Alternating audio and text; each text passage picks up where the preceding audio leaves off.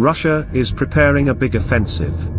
Today all tapes are full of an article in Newsweek that Russia is preparing its big offensive in Ukraine. The publication was informed about it by some unnamed but very reliable sources. Well, as always. But despite this, I think it is still worth considering this issue in detail. Is Russia really capable of preparing for a major offensive by the spring of 2024? Since the second half of 2022, the Russian occupation forces have lost the offensive potential of broad front operations. That is, already in the summer of last year the Russian army was so exhausted that it was not capable of advancing along a broad front, but only in narrow directions and locations. Such a narrow direction and a separate location was Bakhmut.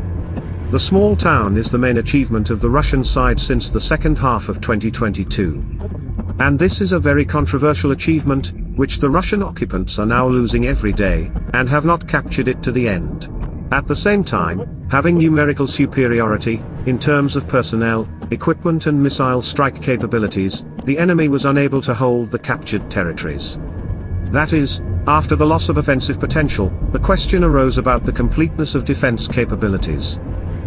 And this question is just as relevant now.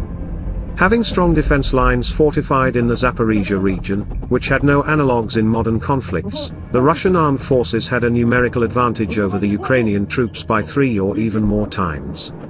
However, they were forced to use their reserves, including strategic reserves, losing ground in defense.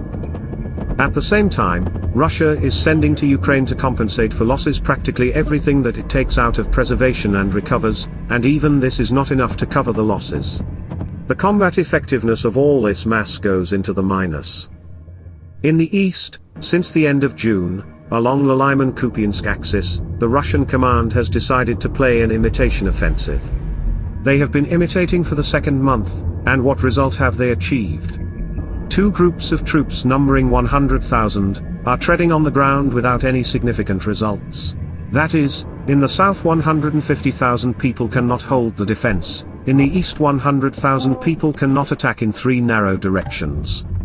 So then how many men does the Russian army need to successfully offensive? For example, in 2022 just over 300,000 were mobilized, and the result? The answer is simple: none. Offensive potential is not just people, it is also their skills, but in addition to skills, it is also a technical component. And Russia does not have the ability to form new units, armies, strike groups, which would correspond to offensive functionality. For example, they will gather 500,000 men. What is 500,000 personnel? It is 625 battalion tactical groups.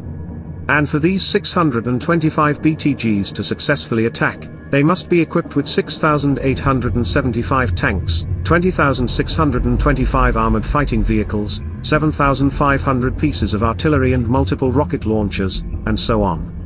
Will Russia be able to provide all this before spring? No. Russian troops are now losing an average of 600 pieces of artillery per month, and Russia's military-industrial complex is capable of removing 200 to 300 from storage in the same month. Every month Russia can send to the war zone from 100 to 150 tanks of different modifications, mainly T-62, T-54 and T-55. So the question arises, what big offensive can Putin's army prepare? Currently Russian military-industrial complex is not working to provide new units, but feverish compensation of losses. In 2022 Russian troops lost the ability to carry out offensive on a wide front. In 2023 their limited capacity on narrow fronts was confirmed. So draw conclusions, and in the meantime we continue to watch the offensive of the Ukrainian side. By the way, Marcus has been transferred from 47 Maho Brigade. I can't understand which one yet, he's not a master sergeant now.